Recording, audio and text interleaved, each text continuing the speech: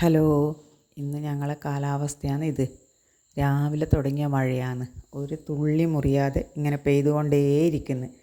ഇരുട്ട് മൂടി കെട്ടിയിട്ടാണ് ഓരോ മഴയും വരുന്നത്. അത്രയ്ക്ക് ശക്തിയായിട്ട് ഇങ്ങനെ ദൂരത്തുനിന്നേ മഴ വരുന്ന ഒച്ച നമുക്കിങ്ങനെ കേൾക്കാൻ പറ്റുന്നു.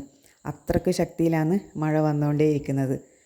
ഒരു മഴക്കൊരു ശമനം എന്ന് പറഞ്ഞത് ഇന്നുണ്ടായിട്ടേ ഇല്ല. അത്രയ്ക്കും ഇപ്പോഴും പെയ്തുകൊണ്ടേയിരിക്കുകയായിരുന്നു മഴ.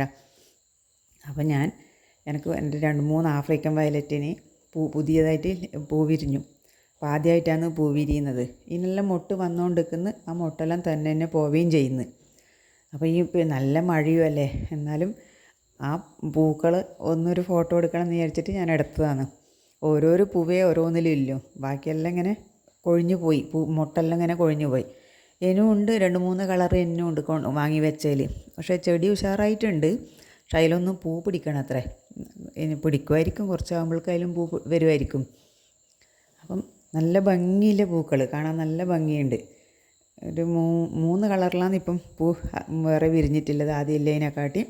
പക്ഷേ ഇതിൻ്റെ ചെടി നല്ല മൂപ്പ് വരുമ്പോഴാണ് ഈ പൂക്കൾ വരുന്നത് തന്നെ. ചെടിയുടെ ഇലേൻ്റെ ആ കളറ് കണ്ടോ, നല്ല ഡാർക്കാവുന്നത്. ഞാൻ അന്നൊരു വീഡിയോയിൽ പറഞ്ഞിന്, ഇതിൻ്റെ ഇല നല്ല ഡാർക്ക് കളറിലേക്ക് വരുമ്പോഴാണ് ചെടി നല്ല മൂപ്പെത്തുകയും ചെയ്യും. അന്നേരമാണ് ഇതിൽ പൂ വരുന്നത്.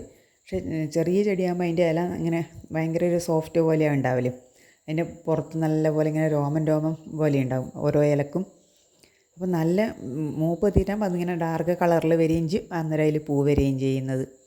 അപ്പോൾ ഇതാ കുറച്ചെൻ്റെ ബിഗോണിയ കുട്ടികൾ, അവരും എല്ലാവരും ഇങ്ങനെ ഒന്നിച്ച് കലപിലയായിട്ടാണ് വെച്ചിട്ടുള്ളത്. വെക്കാൻ സ്ഥലം കുറവായതുകൊണ്ട്, സ്ഥലവും ഉണ്ട് പക്ഷേ ഷീറ്റ് കെട്ടിയ സ്ഥലം കുറച്ചേ ഇല്ലൂ. അപ്പം അതിൻ്റെ ഉള്ളിൽ എല്ലാവരും കൂടെ ഒരുമിച്ചിട്ട് ഇങ്ങനെ നിൽക്കുകയായിരുന്നു.